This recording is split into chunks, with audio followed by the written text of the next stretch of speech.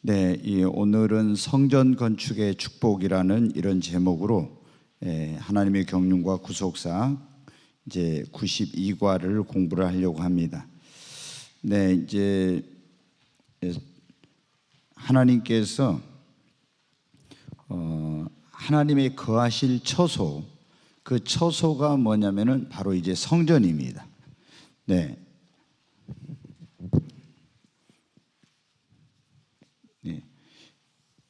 그런데 이 성전이 이제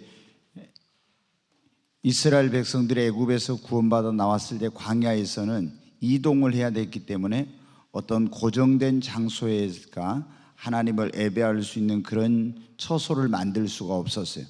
그런데 이제 그들이 가나안 땅에 들어와서 정착을 하게 되고 이제 수백 년의 시간이 흘러서 드디어 이제 하나님의 전을 건축할 때가 돼서 다윗이 그토록 소원했던 성전 건축을 하나님께서 솔로몬에게 이제 할 수 있도록 허락하셨어요. 이걸 우리가 성전 건축할 수 있는 것을 목사님들도 굉장히 큰 그런 특권이고 축복 가운데 하나라고 그렇게 다들 말합니다. 왜냐하면 성전 건축은 아무나 할 수 있는 것이 아니라 내가 하고 싶다고 해도 다윗에게 하나님이 허락지 않으니까 어떻게 돼요? 못했잖아요. 그러니까 하나님의 특별한 그런 허락을 받고 은혜를 입은 사람들만이 이 성전을 건축할 수 있다고 하는 거예요. 그런데 이제 이 솔로몬 왕이 그 아버지의 그렇게 소원이었던 이 성전을 이제 건축하게 됩니다. 근데 우리가 여기에도 이제 나오지만은 예수님 믿는 사람들에게 있어서 또 하나님을 믿는 하나님의 백성에게 있어서는 이 성전이 그렇게 중요한 겁니다.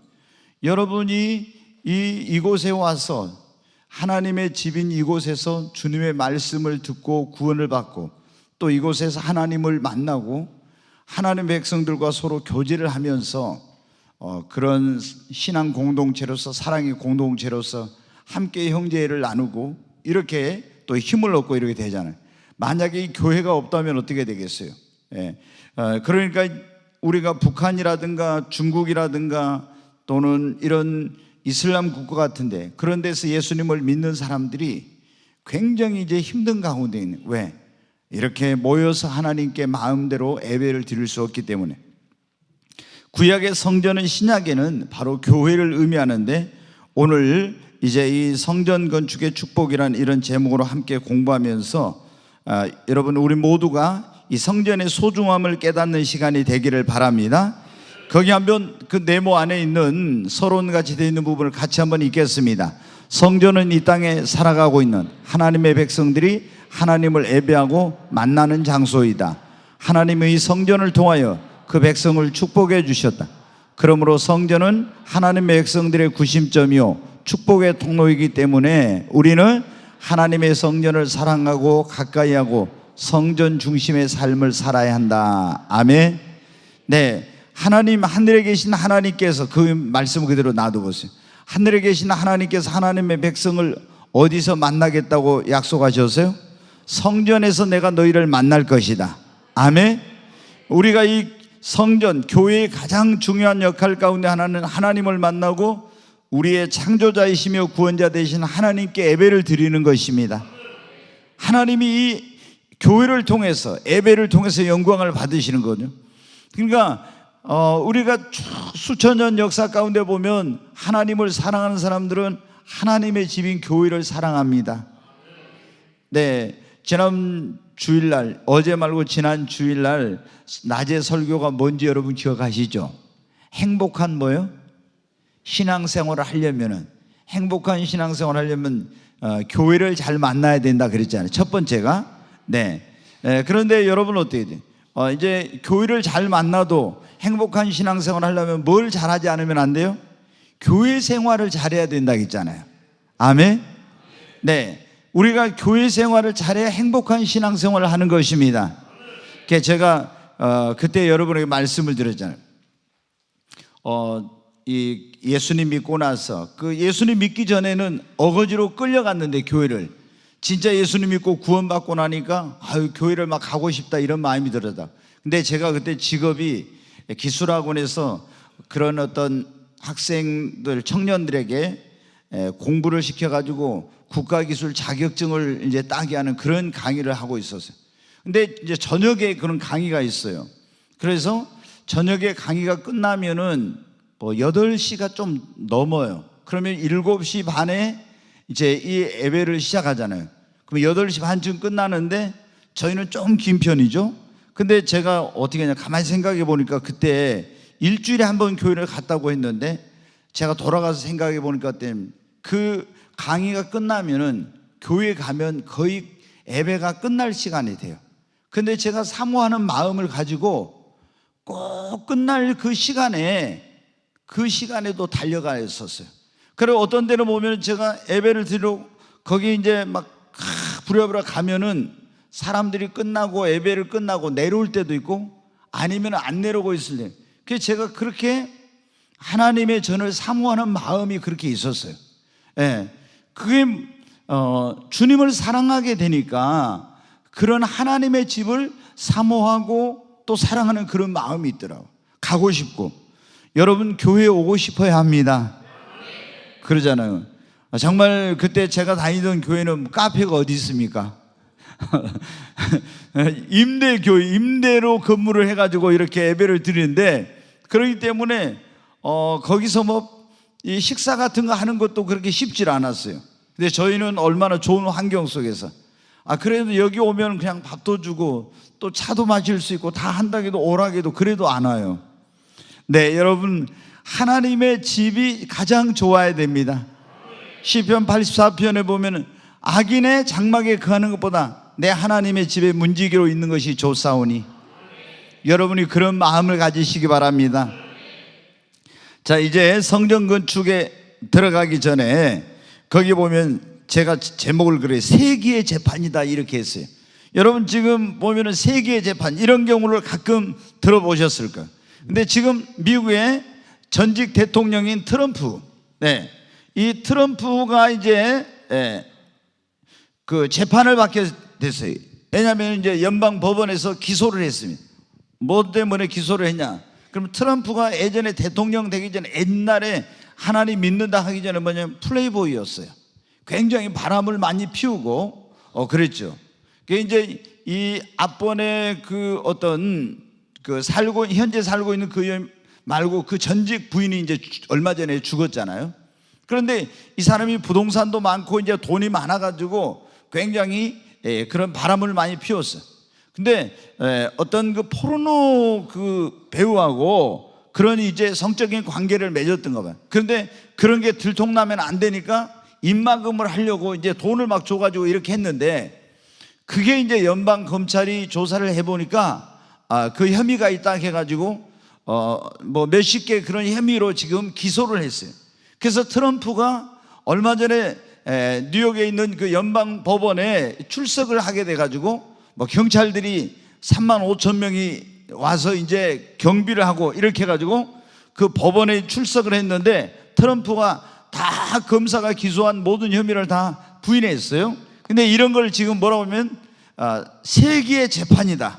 미국의 대통령은 지금까지 한 번도 재판을 받아본 적이 없어요. 우리나라는 전직 대통령들이 여러 명 재판을 받고 뭐 감옥에도 가고 또 뭐 여러 가지 어려운 일들을 많이 당했죠. 근데 미국은 어떤 전통적으로 그 관례같이 거의 혐의가 있어도 이런 기소를 해가지고 재판을 하는 경우는 없었는데, 심지어 이제 워터게이트 사건으로 그 탄핵을 받고 그 중도에 사퇴했던 닉슨 같은 이런 사람도 기소는 안 됐었는데, 이 트럼프는 기소가 된 거예요. 그래서 지금 재판을 받는데 이런 걸 세계의 재판이라고 합니다.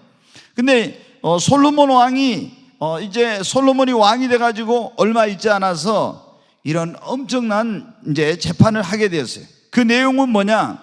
그러면 그때 이제 이스라엘에 창기들이 있었는데, 창기들이 뭐 어떤 남자하고 그런 관계를 맺었는지 모르지만 비슷한 시기에 임신을 해가지고 아이를 출산하게 되었어요. 근데 이 창기들이 오늘날로 하면 이제 거의 매춘부 같은 그런 거죠. 그래가지고 이 아이들 아버지가 누구인지 모르는 그런 아이를 임신해가지고 3일 간격으로 아이를 낳았어요. 근데 지금 뭐 이제 우리나라에도 그런 어떤 그 매춘업은 이런 불법적인 행위이기 때문에 우리나라 막 서울에 유명한 그런 지역들이 재개발되고 이렇게 하면서 없어졌는데 여러분 어때요? 이 합숙에서 이제 생활을 했던가 봐요. 근데 아이를 3일 간격으로 낳았는데 한 그 장기가 자다가 이렇게 딱 보니까 자기 아이가 죽어 있는 거예요. 근데 옆에 이제 그 장기도 아이를 낳고 거기 그 아이가 거의 3일 간격이니까 거의 비슷하죠. 보니까 자기 아이는 자기 어떻게 눌러가지고 죽었는데 죽고 이 아이는 살아있는 거예요. 그래서 저 장기가 보니까 그 엄마가 깊은 잠에 빠져 있으니까 이 아이를 바꿔치기를 했어요. 그래가지고 이제 아침이 됐는데 아니 그 옆에 있는 장기가 아침에 눈을 떠보니까 어떻게 해요? 왜 자기 아이가 죽어 있는 거예요. 그래서 도대체 이게 뭐지 하고 깜짝 놀라가지고 막 울고불고 하다가 자세히 봐보니까 아니 자기 아이가 아닌 거예요. 그 옆에 장기가 자기가 잠자고 있는 사이에 그 자기 아이하고 바꿔치기를 해가지고 갖다 놓은 거예요. 그래서 내 아이, 이건 내 아이가 아니고 저게 있는 거에 내 아이다 하면서 이 장기는 어때요? 아니다, 그것은 네 아이고 이건 내 아이다 하면서 서로 어떻게 돼요? 막 싸움을 하게 된 거예요. 그래가지고 결론이 안 나니까 어떻게 했어요? 이제 재판을 받으러 갔습니다. 근데 재판장도 어떻게 돼요? 도저히 이걸 어떻게 서로 준 것은 네 것이고 산 것은 내 아이라고 하는데 방법이 없는 거예요. 요즘 같으면 너무 간단하죠. 뭐 하면 돼요? DNA 검사를 하면 금방 나오죠. 근데 그때는 이렇게 안 되는 거예요. 그러니까 어떻게 돼요? 1심에서도 안 돼, 2심에서도 안 돼. 그래가지고 결국에 어떻게 돼요? 솔로몬 왕 앞에까지 이제 가게 된 거예요. 솔로몬 왕이 사연을 들어보더니 어디 신하에게 뭘 가지고 오라게요? 큰 칼을 가지고 오라게. 그래가지고 칼을 가지고 오라게 해가지고 저 칼로 산 아이를 반쪽을 내가지고 두 사람에게 공평하게 나눠주라 그런 거예요. 그러니까 그 친아이의 정말 그 엄마는 어떻게 돼요? 막 울면서 폐하 아닙니다. 저 아이를 쪼개서 죽여서 이렇게 하면 안 됩니다. 그냥 차라리 저 여인에게 주세요 그런 거예요. 근데 그 자기 아이가 아닌 여자는 어떻게 돼요? 내 것도 되지 말고 저 여자 것도 되지 말게 쪼개가지고 나눠주라고 그런 거예요. 그래서 솔로몬이 어떻게 돼요? 저 아이를 죽이지 말라고 나누지 말라고 한 그 여자가 진짜 뭐라? 어머니다. 저 아이를 그 여인에게 주라고 그러죠. 여러분 어때요? 솔로몬이 지금 같으면은 DNA 검사 국립수사연구소에다 그 혈액을 채취해서 보내면 금방 며칠 만에 나올 건데 그때는 그게 안 될 텐데 어떻게 이렇게 판결을 했어요? 하나님이 주신 지혜로 그 사람의 심리를 이용해 가지고 이런 놀라운 판결을 내린 겁니다. 정말 그때는 상상도 할 수 없는 이런 정말로 놀라운 이런 판결이었어요. 그래서 이 소문을 듣고 아마 모든 사람들이 이제 깜짝 놀랐겠죠. 근데 여러분, 이런 솔로몬이 이런 풀 수 없는 어려운 문제를 풀고 해결할 수 있었던 것은 그에게 뭐가 있었기 때문이라고요? 하나님의 지혜가 임했기 때문입니다. 우리가 지금도 살아가면서 우리 인간의 어떤 그런 지식과 경험과 이성으로 판단하기 어려운, 분별하기 어려운 이런 일들을 만날 때 있고 해결을 해야 되는데 어떻게 이걸 풀어가야 될지 모르는 그런 일들이 있어요. 그런데 여러분, 그때 우리에게 필요한 게 뭡니까? 하나님의 지혜입니다. 지혜도 두 가지 지혜가 있어요. 보면 성경에 세상 지혜와 하나님의 지혜가 있거든요. 여러분, 우리에게는 하나님의 지혜가 필요합니다. 자, 여러분에게도 그래서 정말 이거를 보면서 나에게 하나님의 지혜가 임해야 되겠구나 하는 그런 간절한 마음들이 여러분 안에 있기를 바랍니다. 자, 두 번째 이제 거기 보면은 오늘 말씀에 솔로몬이 누렸던 영화에 대해서 나오고 있습니다. 자, 열왕기상 4장 20절부터 한번 보겠습니다. 같이 읽습니다. 유다와 이스라엘의 인구가 바닷가에 모래같이 많게 되매 먹고 마시며 즐거워했습니다. 여기 보니까 솔로몬 시대에 이제 영화가 나오는데 인구가 바닷가의 모래알처럼 많았다는 거예요. 여러분, 지금 우리나라도 큰 문제 가운데 하나가 뭐예요? 인구 절벽이죠. 아이를 우리나라 사람들이 이제 안 낳기도 하고 못 낳기도 하고 또 안 낳으려고도 해요. 그런데 첫째는 이번에 이제 저도 그런 것에 대해 관심이 많은데 보니까 그 우리나라가 지금 OECD 국가 가운데 가장 출산율이 저조해요. 0.78이에요. 그러면은 이게 한 정상적이라면 2.0이 돼야 된다고 하더라고. 그러면 여러분 보세요. 두 사람이 결혼을 해갖고 여기서 1 플러스 1 해가지고 1 나오면 어떻게 해요? 인구는 반으로 줄어들어. 그렇죠? 1 플러스 1 해가지고 둘을 낳아야 이게 뭐 하는 거예요? 우리말로 하면 본전이야. 그렇잖아요. 근데 아니 둘이 결혼하고 한 명 낳으면 인구는 반으로 줄어들어. 이거 안 되는 거예요. 그래서 근데 지금 사람들이 우리나라가 지금 인구가 급격하게 지금 줄고 있잖아요. 그런데 뭐 세계에서 가장 뭐 없어질 그런 나라 가운데 하나 해가지고 뭐 대한민국 여기 들어있다고 이렇게 하는데 제가 볼 땐 그렇게 되지는 않을 거예요. 네, 우리가 이제 이 해방 전에 그때 우리 인구가 얼마였냐면 2천만 명이었거든요. 네, 남북한이 합쳐서. 그럼 지금 남북한 합치면 어때요? 우리나라가 5천만이 넘고 저쪽에 한 2,500만 명 정도 이렇게 되니까 8천만 명이 조금 안 돼요. 그래도 나라가 유지가 됐잖아요. 인구가 준다 해도 또 이제 계속 이렇게 아이를 안 낳으면 우리나라가 이제 동남아시아라든가 어떤 다른 나라에서 이제 이민을 받아들이지 않을까. 왜냐하면은 이런 인력난이나 이런 것이 이제 심각하니까. 그래서 지금 우리나라가 여러분 그 국민 소득이 3만 불 이상으로서 그 국민이 인구수가 5천만 명 이상인 그런 나라가 세계에서 우리나라가 8번째예요. 8번째로 5천만 명 이상 인구의 3만 불 이상 국민 소득을 가진 그런 나라가 됐어요. 굉장히 우리가 지금 국민들의 어떤 GNP, 국가 GDP라든가 이런 것이 어마어마하죠. 조그만 이런 나라에서. 그런데 인구가 줄고 있는 것이 문제인데 인구가 많은 것이 성경에 보면 어떻게 돼요? 축복입니다. 하나님께서 우리에게 주신 첫 번째 계명이 그거예요. 우리가 너희에게 성령이 임하면 너희가 예루살렘과 온 유대와 사마리아 땅까지로 내 증인이 되라겠죠. 복음을 전해서 영혼을 구원하라겠잖아요. 그런데 하나님께서 인간을 지으시고 주신 첫 번째 계명이 뭐냐? 너희는 생육하고 번성하고 땅에 충만하여 정복하고 다스리라겠죠. 제일 먼저 주신 계명이 뭐예요? 생육하고 번성하고 땅에 충만한. 그러니까 이게 하나님의 제1계명이에요. 네, 여러분, 그래서 우리가 젊은이들은 오늘 여기서 세례를 줬는데 유아 세례 줬는데 아이를 좀 많이 낳아야 됩니다. 왜? 자식은 여호와의 주신 기업의 태열매는 그래서 상관. 이 자식은 장사의 수중에 있는 전통의 화살과 같다 했어요. 화살이 하나인데 이걸 싸가지고 빗나가 버리면 어떻게? 이거 뭐로 싸워요? 그게 전통의 화살과 같다 했으니까 자녀가 많아요. 물론 이제 힘든 그런 부분들이 있죠. 그래서 저희도 제가 이번 새가족 환영회 할 때 그런 말을 했는데 이 꿈의 교회는 요람에서 무덤까지, 요람에서 천국까지를 준비를 하려고 하는 거예요. 왜?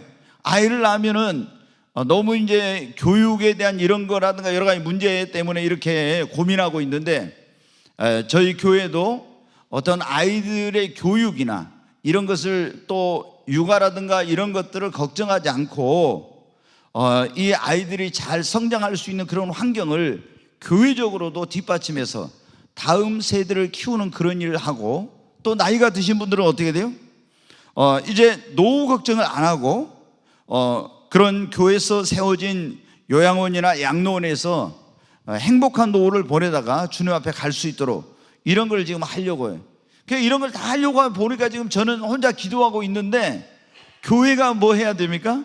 부흥성장해야 됩니다. 그래야 이런 게 재정적인 뒷받침이 돼야 이런 것들을 꿈을 현실로 만들 수가 있어요. 여러분이 기도해 주시기 바랍니다. 네. 그리고 우리 청년들은 결혼하면 다 아이를 좀 많이 낳아요. 알았죠? 대답들 안 해? 그 이제 당진에 한 몇 년 전에 여기 왔던 그 동일교회 이수훈 목사님 있죠. 거기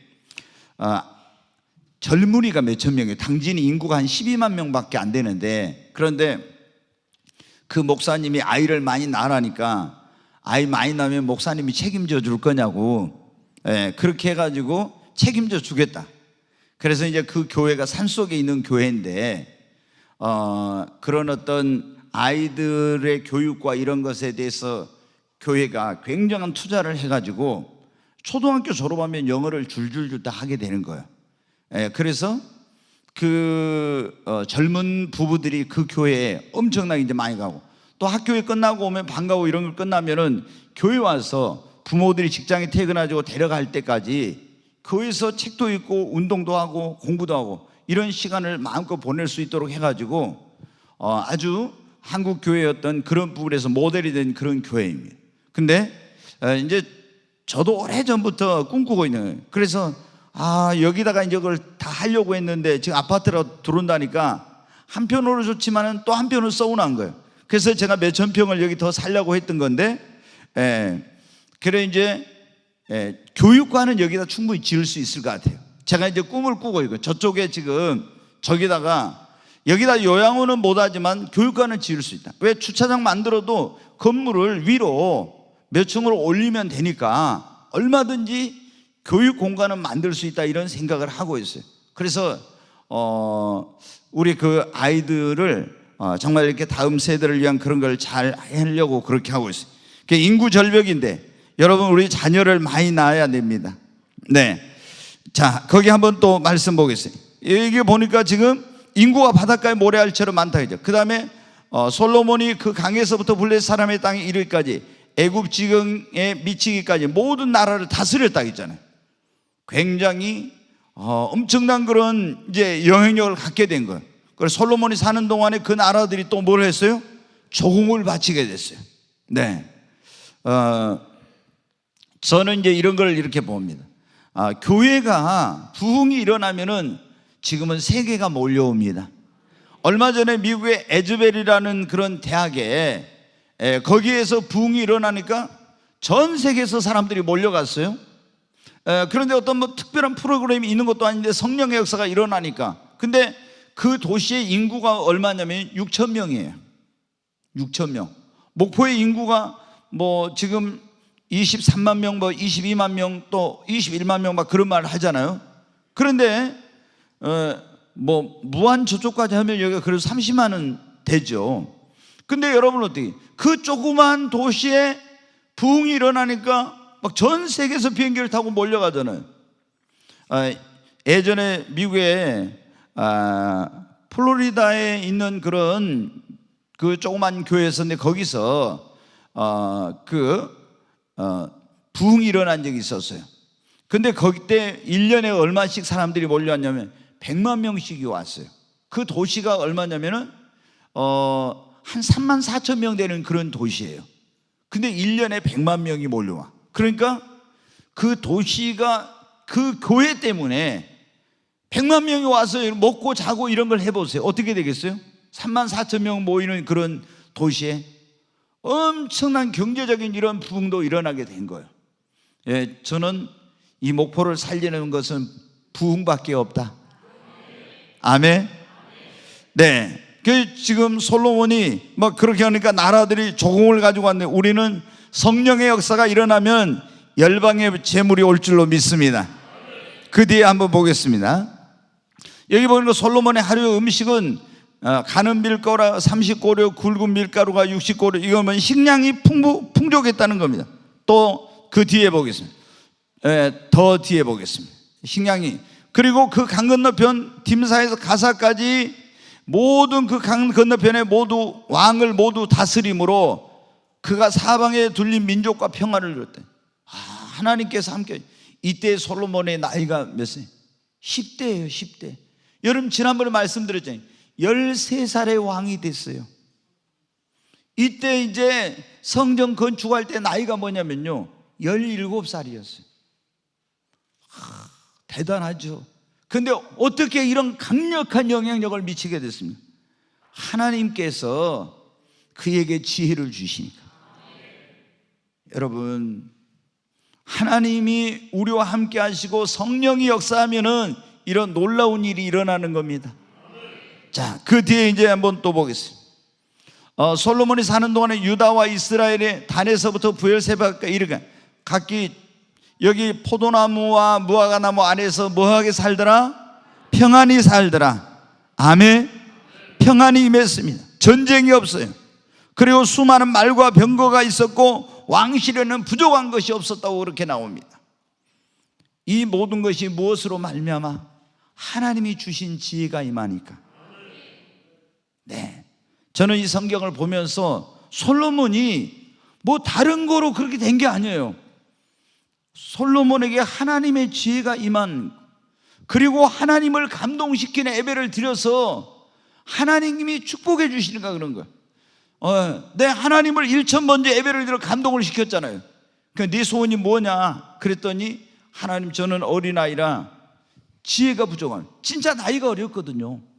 그러니까 하나님께 내게 이 백성을 잘 재판하고 이 나라를 이끌어갈 지혜를 주시옵소서.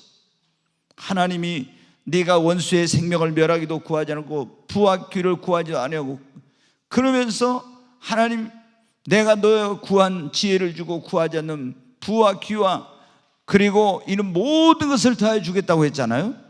여러분, 우리도 정말 먼저 그의 나라와 의를 구하십시다. 자, 솔로몬의 명성이 얼마나 대단하게 되었는지 한번 보겠어요. 29절부터 같이 읽겠습니다.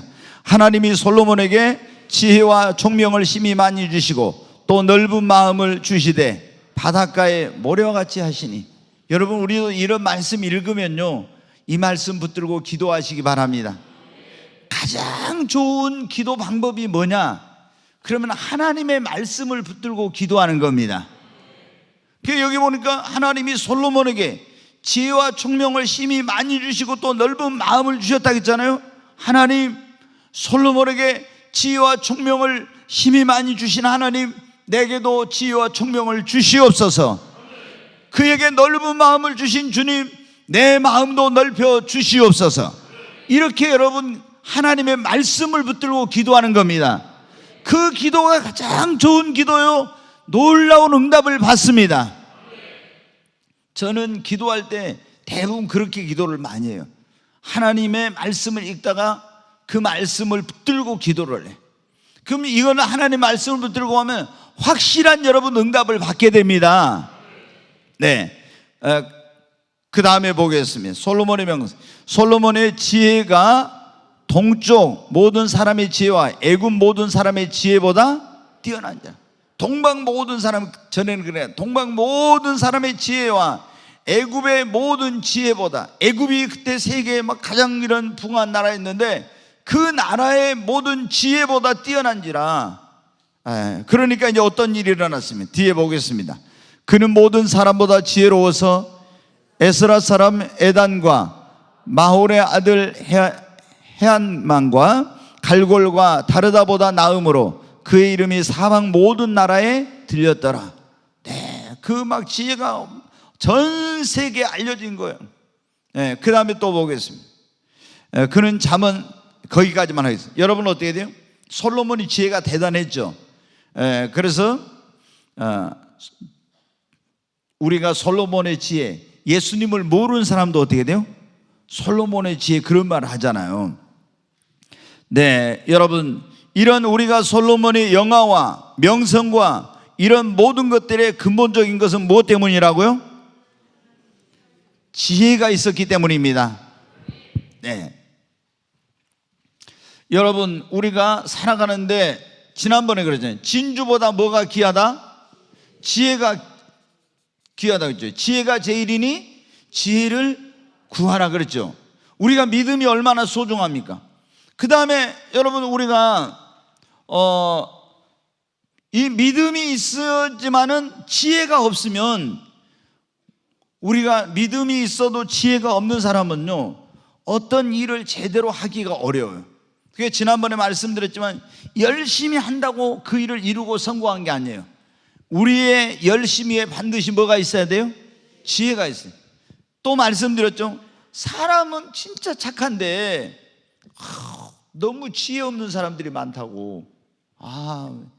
그러니까 어떤 분은 지혜가 없어가지고 열심히 해놓고 좋은 소리 못 들어. 그리고 착하긴 되게 착한데 지혜가 없으니까 너무 막 있잖아요. 어려운 일을 많이 당해. 그런 경우를 저는 목회하면서 많이 보거든요. 왜 저렇게 사람은 착한데 지혜가 없지? 막 이렇게 마음이 드는 거예요. 근데 본인이 그걸 몰라요. 그래서 여러분 가운데도 그걸 모르신 분들이 있을 거예요. 그러니까 우리가 매일 해야 될 게 뭡니까? 하나님 앞에 지혜를 달라고 기도해야 됩니다. 저 여러분에게 말씀드리자면 매일 하나님 앞에 지혜를 달라고 몇 번씩 기도해요.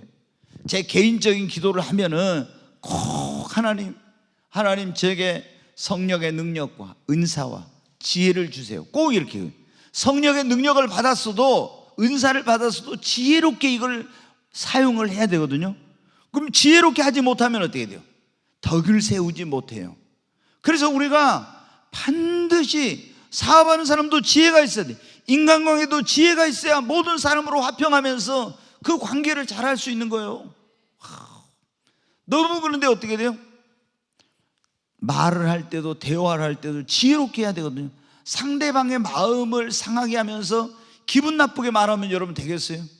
그러니까 모든 것이 지혜가 있어야 돼. 그래서 이게 이제 제가 인생을 살아보고 목회를 해보니까 지혜가 없이는 안 되구나. 아무리 열심히 해도 지혜롭지 못한 사람은 어떤 결과를, 좋은 결과를 얻지 못하는 거예요. 그래서 우리가 하나님 앞에 늘 하나님 내게 솔로몬처럼 그 지혜를 주신 하나님 내게 솔로몬 같은 지혜를 달라고 기도해야 됩니다. 여러분 전도할 때도 영혼을 구원하려면 어떻게 합니까? 저 사람을 얻을 수 있으면 지혜로운 사람은 생명나무라 영혼을 얻는다고 잠언에 보면 나왔어요. 지혜로운 사람이 영혼을 주님 앞에 인도할 수 있는 거예요. 지혜롭지 못한 사람은요 못해. 막 지금 굉장히 힘든 일이 있는데 가가지고 뭐라고 해요? 전도한다고? 예수 안 믿으면 지옥 가. 그러면 어때? 그게 전도가 되겠어요? 네. 그 사람의 마음을 얻어야 내가 그 영혼을 얻을 수 있는 건데, 네. 그 지혜가 없으면 그렇게 되는 거예요. 그러니까 우리가 전에 보면은 요즘은 이제 그런 거 거의 안 하겠죠. 지하철 타면은 서울에서 보면 어떻게 돼요? 거기 막 와가지고 있잖아요. 그 좁은 데서 있잖아요. 애수천당, 불신종 뭐 이렇게 외치는 사람들이 있어요. 그러면 이게 영혼 구원하는 게 아니라 오히려 그 많은 사람들에게 기독교에 대한 부정적인 그런 이미지와 거부감만 심어줘서 오히려 마음의 문을 그 사람들이 닫아버려요. 그러니까 전도 방법도 시대에 맞게 그렇게 해야 되거든요. 근데 그렇지 않으면은 영혼을 얻을 수 없는. 그러니까 여러분이 정말 매일 기도해야 될 제목 가운데 하나가 뭐냐? 믿음을 달라고, 더 큰 믿음을 달라고, 그리고 하나님 앞에 지혜를 구하십시오. 지혜가 있어야 됩니다. 자, 지혜를 얻는 방법 지난번에 제가 말씀드렸는데 한번 여러분 알고 있는지 모르겠어요. 첫 번째 지혜 얻는 방법이 뭐라, 어떤 게 한다 했어요? 성경을 읽으라. 성경은 지혜의 보호라 했죠. 하나님은 지혜의 근본이십니다. 그 지혜의 근본이신 하나님이 이 성경 안에 지혜를 담아 놓았습니다. 그 다음에 우리가 지혜를 얻는 방법이 뭐예요? 네? 지혜의 영이 뭐를 받아요? 성령을 받아요. 성령은 하나님의 영이신 성령은 지혜와 모략과 청명과 재능의 신이라겠죠. 지혜의 영인 성령을 받아야 됩니다. 세 번째, 지혜로운 사람과 동행하면 지혜를 얻고 미련한 사람과 동행하면 해를 받는. 그러면 지혜로운 사람과 동행하는, 지혜로운 사람을 가까이 하면 지혜를 얻습니다. 그 다음에 또 뭘 해야 되겠어요?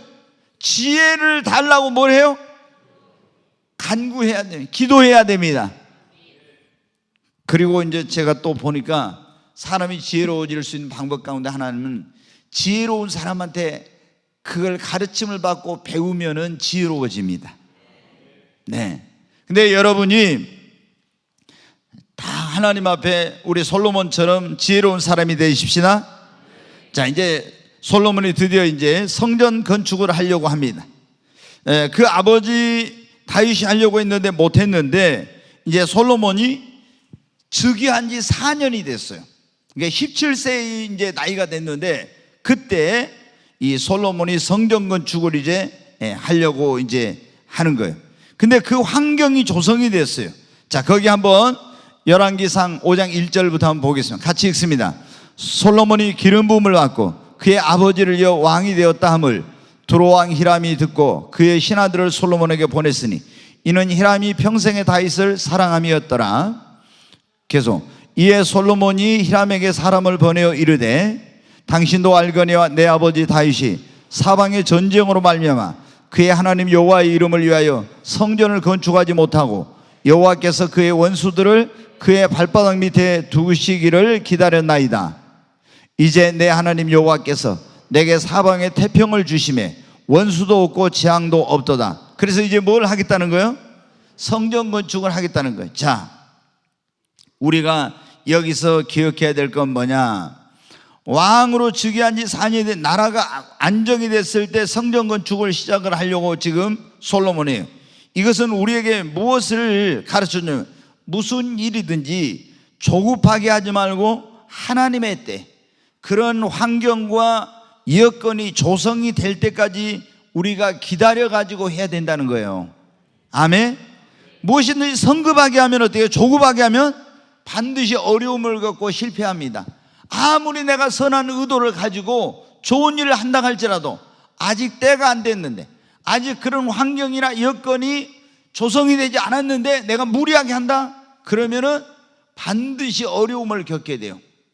그래서 우리가 이거 성전 건축은 무조건 하나님이 기뻐하시는 일이죠. 그렇지만 아직 때가 안 됐는데 해요? 그러면 이건 안 되는 거예요. 그러니까 솔로몬은 4년이라는 시간을 기다린 거예요. 이런 하나님의 성전 건축을 할 수 있는 그런 여건, 그런 환경, 이런 준비가 될 때까지, 그래가지고 그걸 하니까 어려움이 없이 성전 건축이 된 것입니다. 근데 어떤 사람들은 뭐 자기가 준비도 안 돼 있는데 막 의욕만 앞서가지고 있잖아요. 막 이렇게 하는. 성경에 새끼 빼앗긴 안꼼을 만날지언정 성급한 사람을 어떻게 돼요?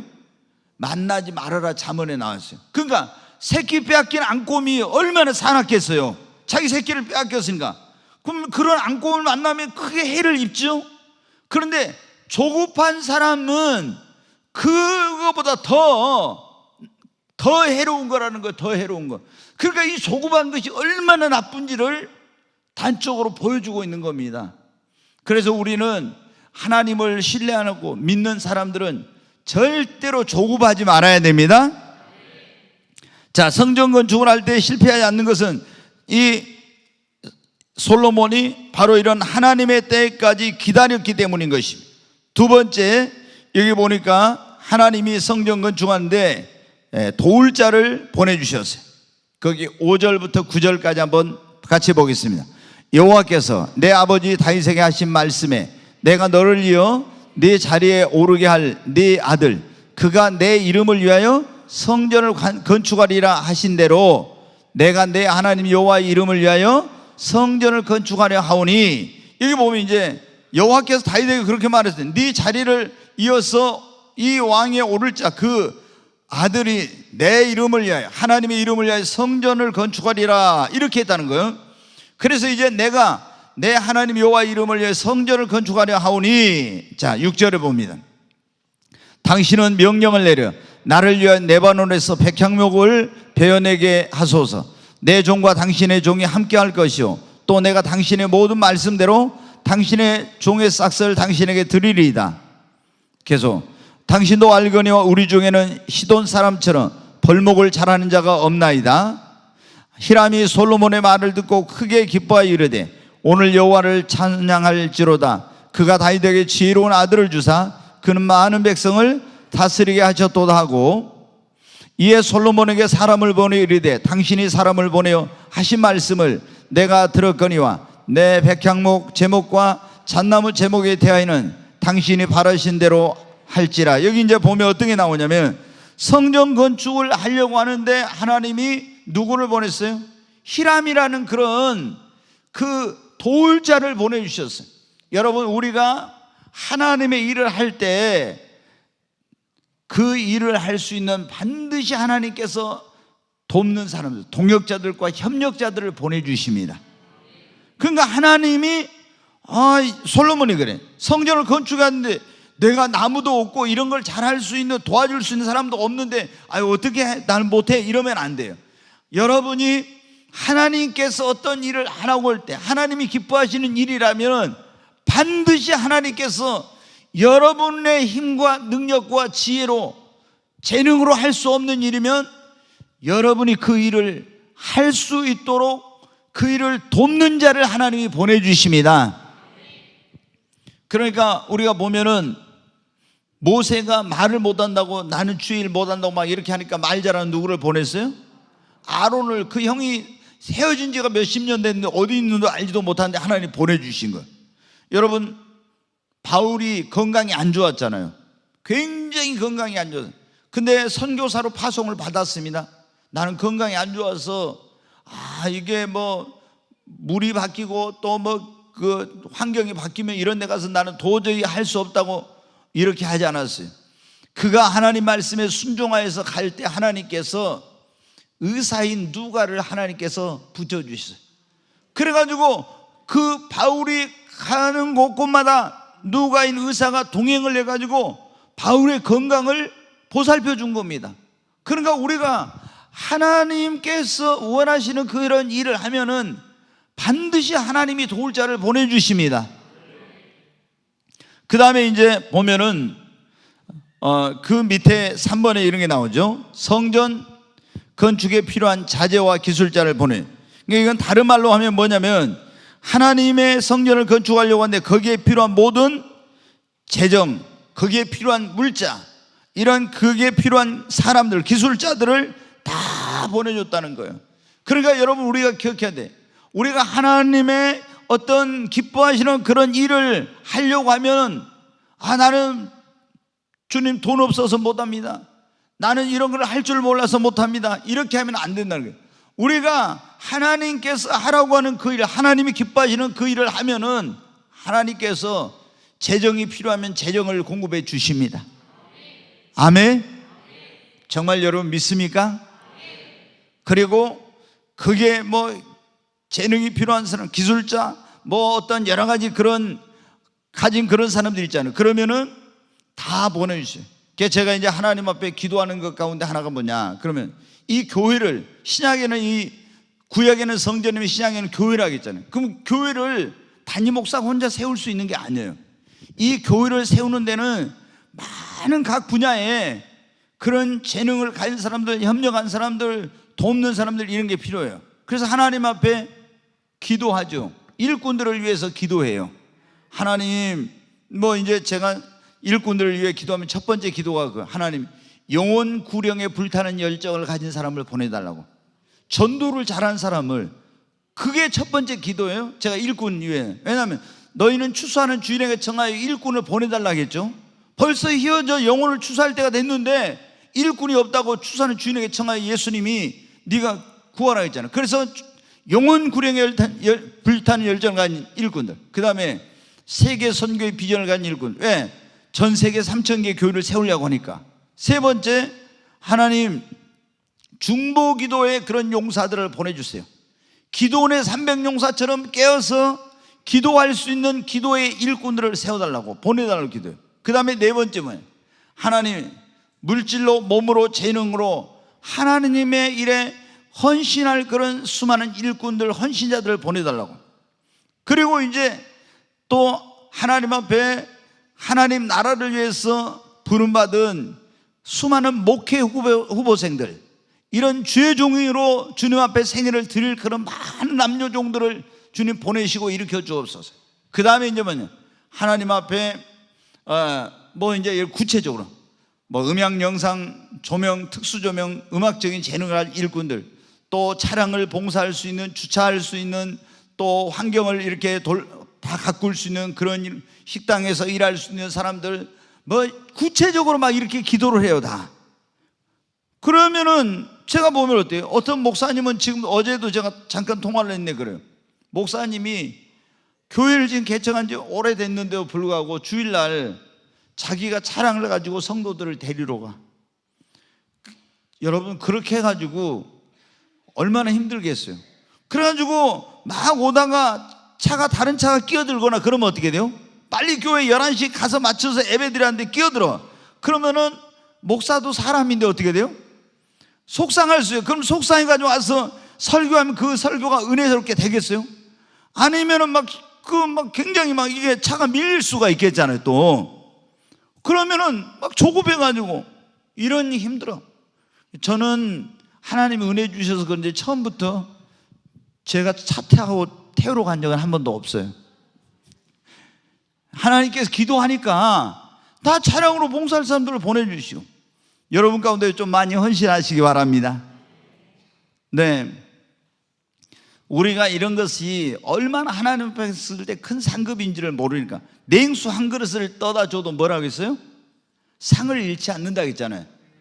네, 근데 여러분이 어떻게 하나님의 백성들이 교회 올 수 있도록 그런 봉사하고 이런 것들이 하나님 나라에 가면 그 상급은 영원한 것으로 보상해 주십니다.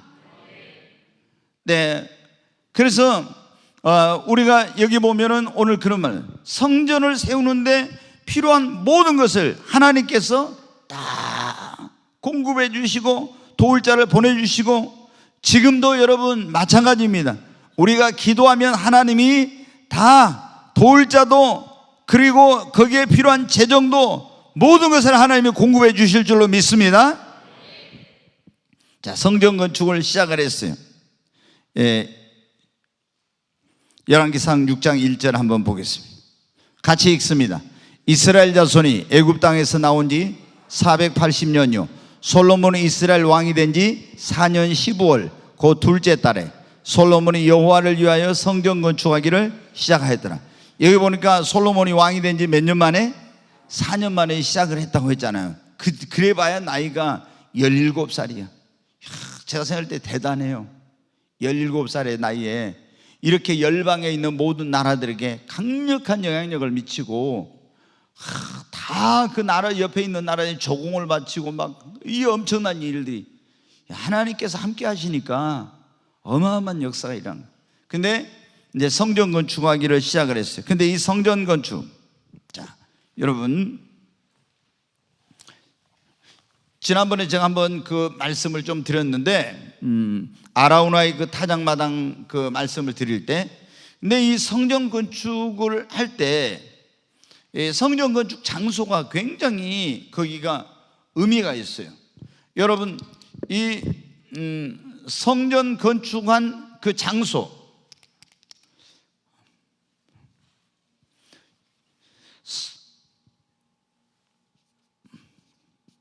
여기가 이제 뭐냐면 모리아산입니다. 모리아산.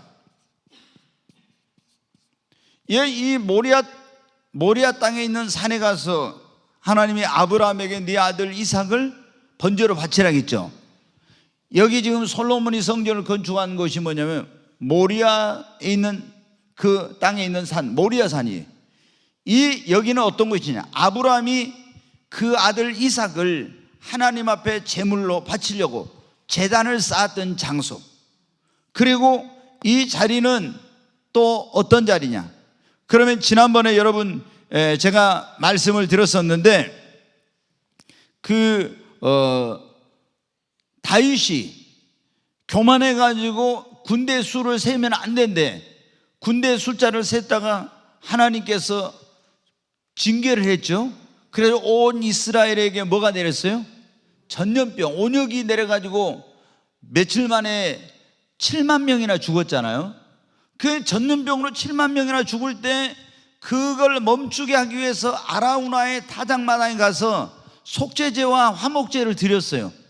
그 자리가 뭐냐면 바로 이 성전을 건축하는 아라우나의 타작마당. 이 아브라함이 이삭을 번제로 바쳤던 자리, 그리고 다윗이 하나님의 진노를 멈추게 하기 위해서 속죄제와 화목제를 드렸던 아라우나의 타작마당, 그곳에다 뭐냐? 솔로몬이 하나님의 전을 세웠어요. 네, 이제 굉장히 이게 의미가 있죠. 그래서 이제 4년 됐을 때 그때 이제 이 성전 건축을 시작했는데 한번 보겠습니다. 성전 건축을 이제 어떻게 했느냐? 그러면은 하나님이 주신 설계대로 한 거예요. 거기 이제 한번 보겠습니다. 6장 2절부터 같이 읽겠습니다. 솔로몬 왕이 여호와를 위하여 건축한 성전은 길이가 60규빗이요 너비가 20규빗이요 높이가 30규빗이며, 이렇게 다 나오죠. 길이가 얼마, 높이가 얼마, 넓이가 얼마, 이게 다 나오잖아요. 네, 그러니까 솔로몬이 성전을 건축할 때 자기 마음대로 한 게 아니라 설계도, 하나님이 주신 설계도대로 했다는 거예요. 자, 이제 이게 잘 기억해요. 노아가 여러분 뭐를 만들었어요? 방주, 배를 지었어요. 근데 하나님이 노아에게 방주를 지을 때 어떻게 지어라, 뭐를 줬어요? 설계도를 줬어. 길이는 얼마, 높이는 얼마, 층고는 1층, 2층, 3층, 어디다 창문을 내고 어디다 출입문을 내고, 이거 다 가르쳐 주시고, 재료는 뭐로 쓰고 안팎으로 뭐를 칠하고, 이렇게 한 거예요. 그러니까 여러분 보세요.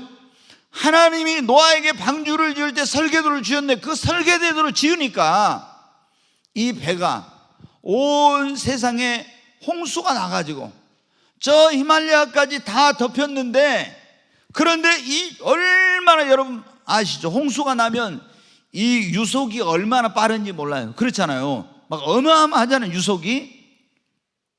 근데 이제 많은 그 창조론을 지지하는 그런 과학자들이, 그러면 미국에 가면 이제 그랜드 캐넌이라고는 유명한 그런 데가 있잖아요. 막 굉장히 이상한 그런 아름다운 모습으로 돼 있어요. 막. 그런데 그게 생겨난 게 노아 홍수 이후에 생겨났다, 그런 말들을 해요. 지구에 엄청난 거대한 변화가 오면서 홍수 이후에 이런 것들의 영향으로 그게 생겨났다, 이렇게 하는데, 이 노아 홍수가 났을 때 그 엄청난 온 세상을 다 덮어버릴 그 어마어마한 홍수 가운데서 물길이 얼마나 셌겠어요. 유속이 얼마나 빨랐겠어요. 그때 여러분 있던 배들 있죠. 전부 다 모든 배가 다 전복되고 침몰했어요. 다. 그런데 오직 하나님께서 주신 설계대로 지은 방주, 이 노아가 지은 방주 배만이 그 어떤 그런 이런 속에서도 이 배는 침몰하지도 않고 깨지지도 않고 이렇게 된 거예요. 그래서 이 안에 든 사람들이 어떻게 돼요? 다 구원을 받은 거예요. 그러니까 우리가 여기서 하나 기억할 수 있는 게 뭐냐면, 방주를, 이것을 우리가 구원의 방주신 예수님을 의미하고, 오늘날로 하면 이 노아의 방주는 교회를 상징하기도 해요.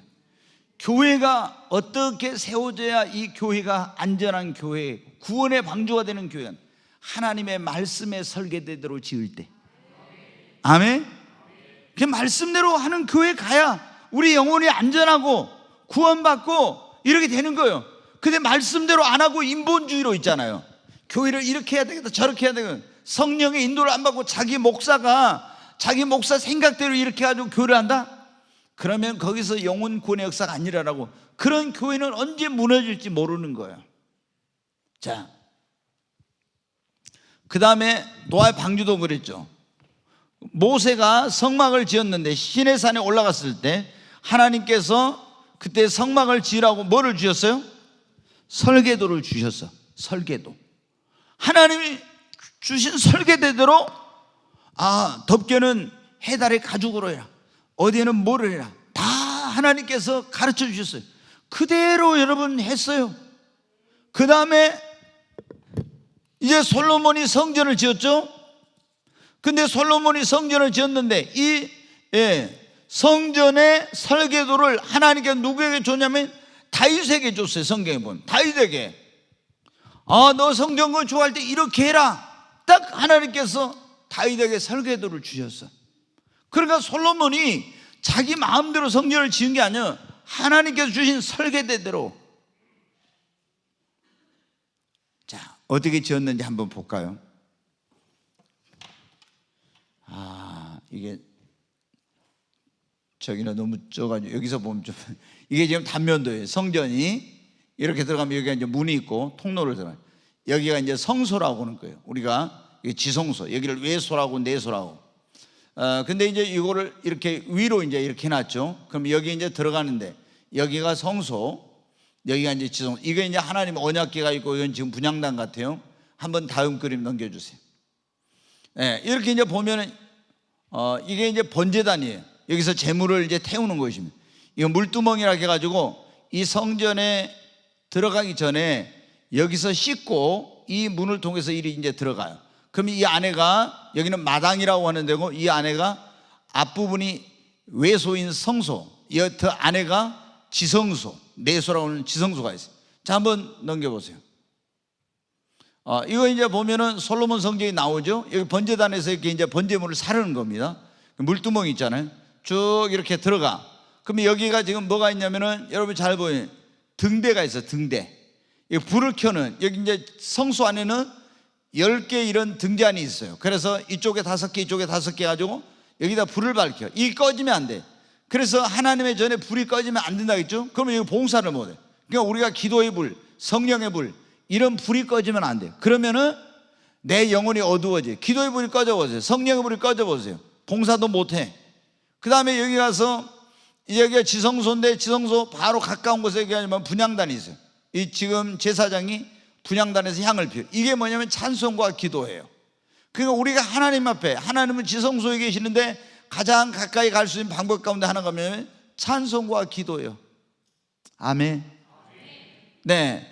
그리고 이제 이렇게 쭉 가면 여기가 지성소인데 지금 여러분 조금 그런데 더 확대. 여기 보니까 여기 가운데가 언약궤가 있고 여기 그룹이라고 해가지고 있죠. 여기 지성소에 그룹이 있어. 언약궤 이렇게 했잖아요. 여기 언약궤. 이 안에가 뭐가 있어요?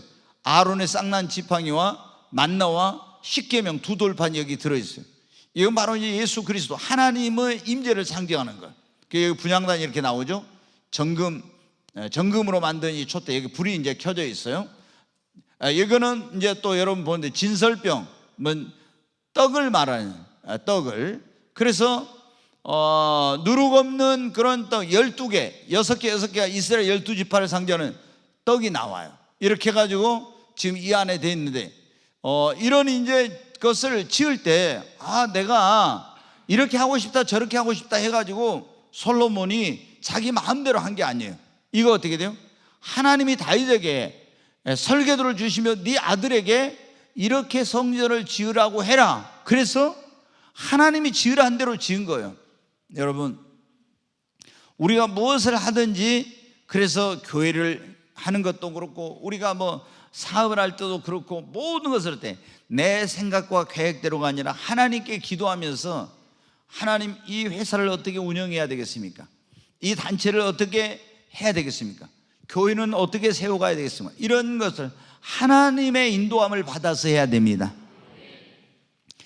제가 이제 전에 여러분에게 말씀드렸지만 저도 지금 이제 이 꿈의 교회 이제 이 예배당 건축할 때 제가 이제 성경을 읽으니까 이걸 봤잖아요. 노아도 방주를 지을 때 하나님이 설계도를 주시고 재료를 어디에 못 쓰라고 이렇게 나와. 모세에게도 성막을 주고 설계도를 주시고 무슨 재료를 어떻게 하나 다 그 가르쳐줘요. 구조를. 성전 지을 때도 다윗에게 그걸 다 보여주셨잖아요. 그래서 하나님께 제가 그랬어요.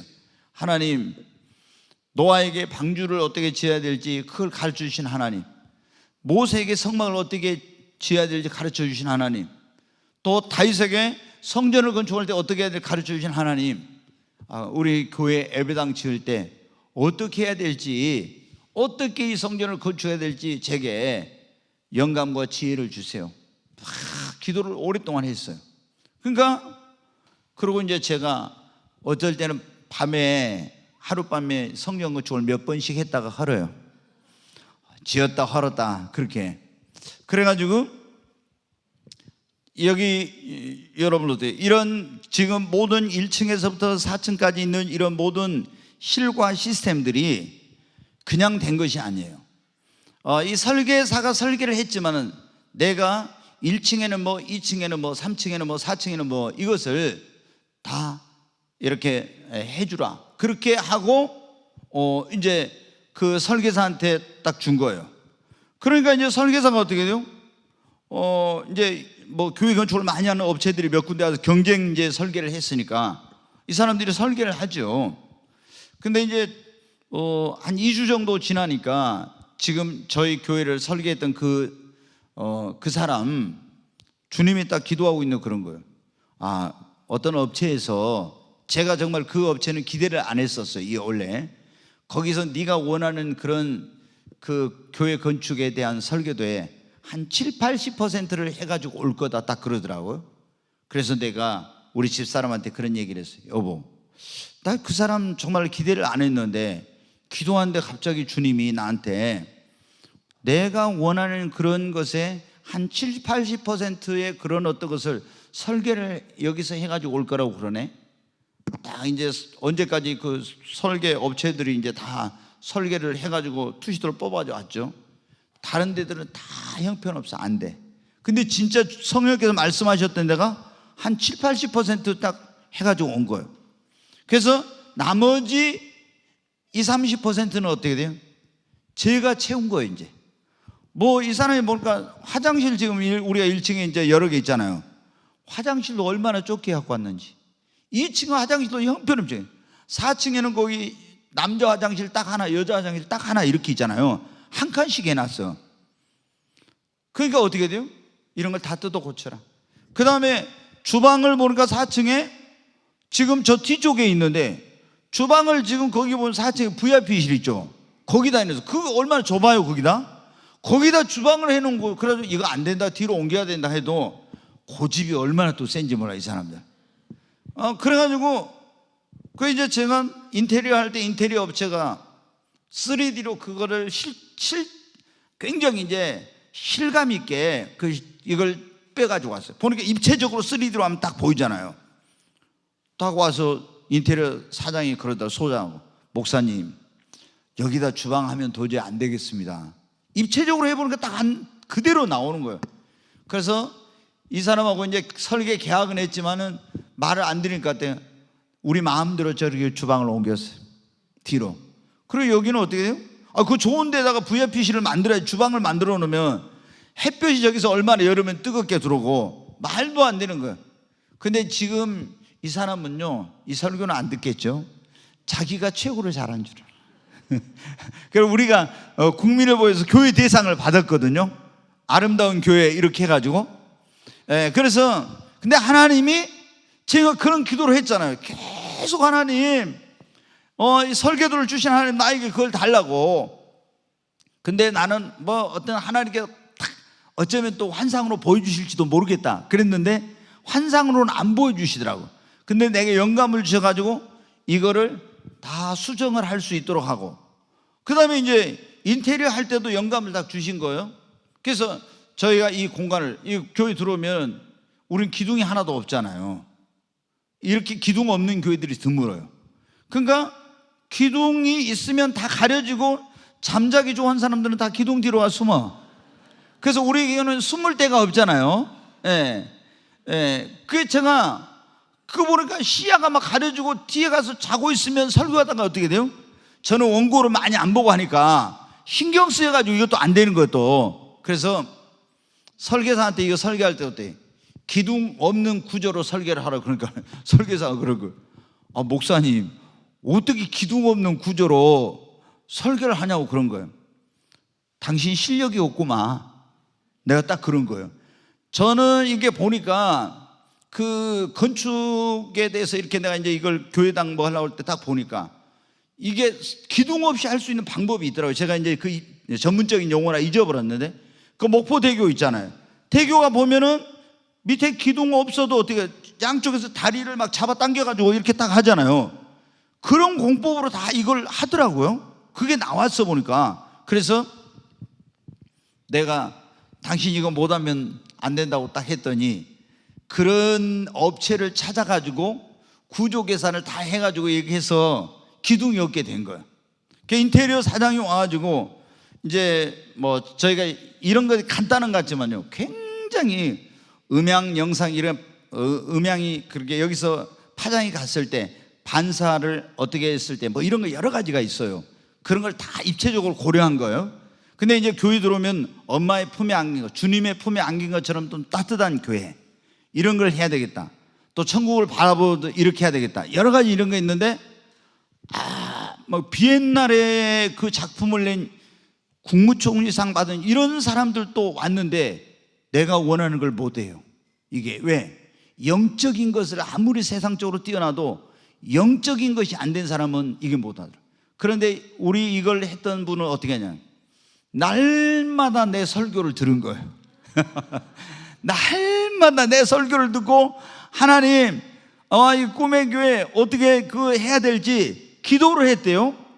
그러니까 그분은 안 될 줄 알았는데 쟁쟁한 모든 멤버들 있잖아요. 뭐 명성교회, 연세중앙교회 막 이런 어마어마한 큰 교회들 있죠.